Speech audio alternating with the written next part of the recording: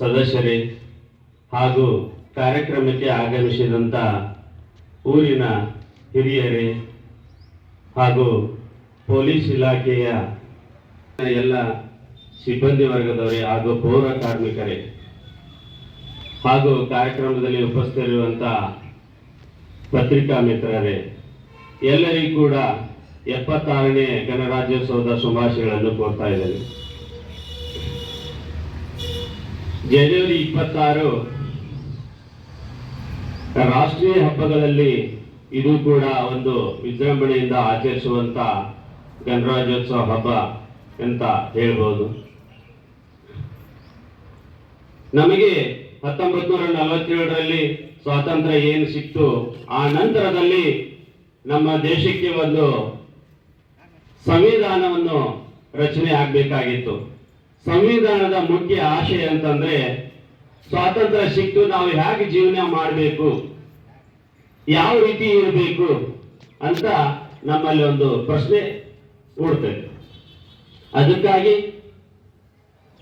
ಸಂವಿಧಾನದ ಪಿತಾಮಹ ಅಂತ ಕರೆಸಿಕೊಳ್ಳುವಂತ ಡಾಕ್ಟರ್ BR ಅಂಬೇಡ್ಕರ್ ಅವರು ಹಲವು ದೇಶಗಳನ್ನು ಸುತ್ತಾರೆ. ಹಲವು ದೇಶಗಳನ್ನು ಸುತ್ತಿ ಅಲ್ಲಿ ಸಂವಿಧಾನ ಯಾವ ರೀತಿ ಆಗಿದೆ ಅವೆಲ್ಲವನ್ನು ಅಧ್ಯಯನ ಮಾಡ್ತಾರೆ.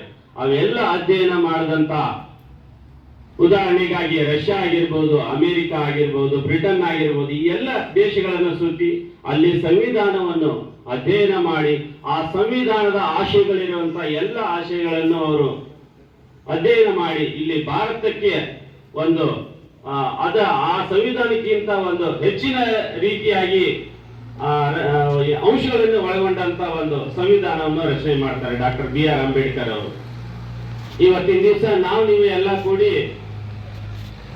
ಜೀವನ ಮಾಡ್ತಿದ್ವಿ ಅಂದ್ರೆ ಈ ಸಂವಿಧಾನ ಅಡಿಯಲ್ಲೇ ನಾವು ಜೀವನ ಮಾಡ್ತಿದ್ದೀವಿ. ಪ್ರತಿಯೊಬ್ಬರು ಕೂಡ ನ್ಯಾಯ ಆಗಿರ್ಬಹುದು,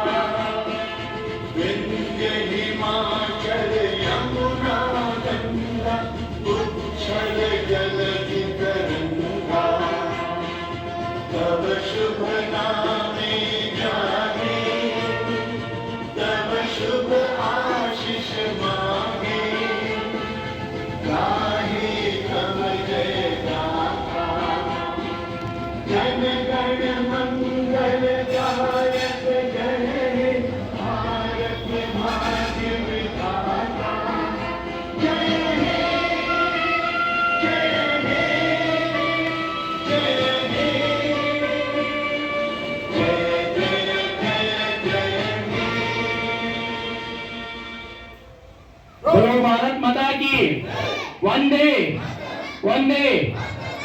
God,